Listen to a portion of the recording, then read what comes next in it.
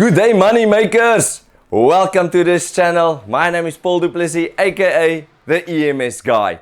I call you the money makers because in this channel, this is what it's all about. Not making it, but learning how to spending it responsibly.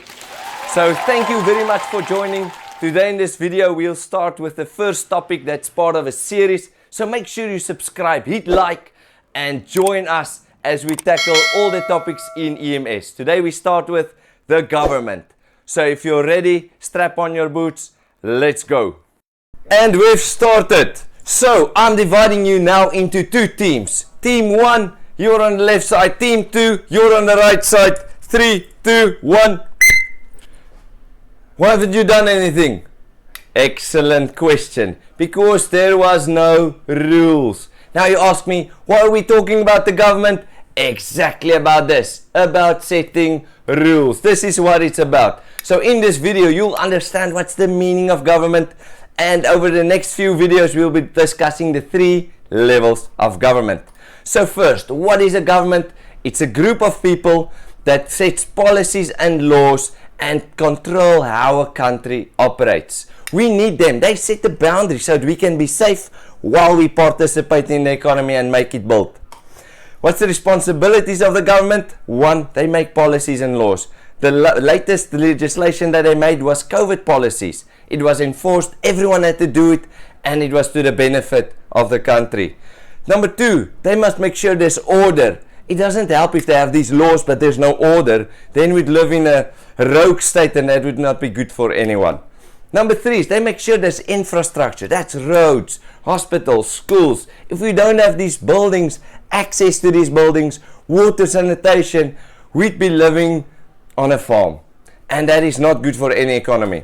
Number 4, they collect our revenue. Now, although we do not like to pay taxes because it takes a big chunk, it is necessary for the government to get the income. And therefore, they've got a part which is called SARS, South Africa Revenue Service. They collect it on their behalf and hand it over to the budget, Minister of Finance. And then the last one is they administer the state. So when we talk about the governments, I've put my first cap on. We have the national government.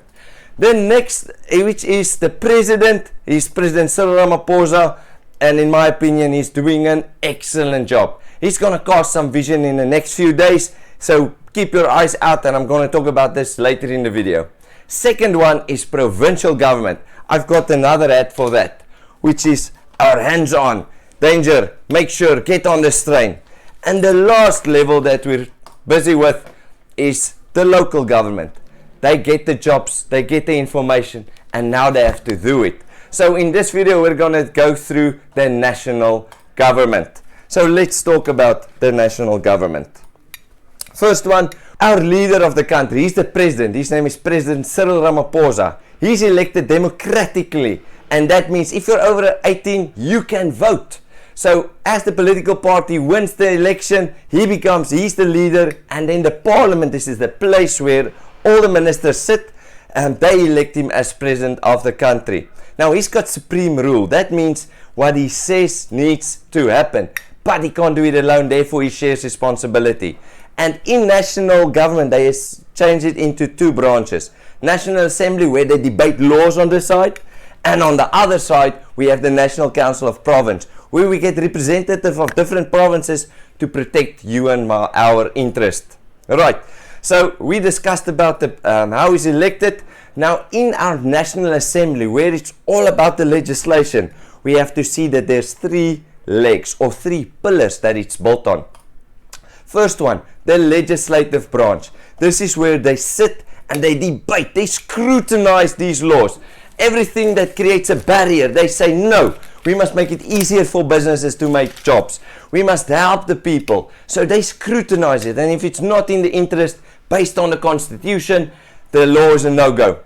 The second one is executive. This is where they do something. If you're a real athlete, you have to give over the baton. So it's a do function. They execute it.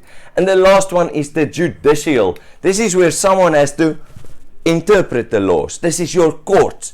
Your constitutional court, Supreme Court, Supreme Court of Appeal, your high courts, magistrate courts. We've got so many courts. Just make sure you don't end up in court unless you want to become a lawyer.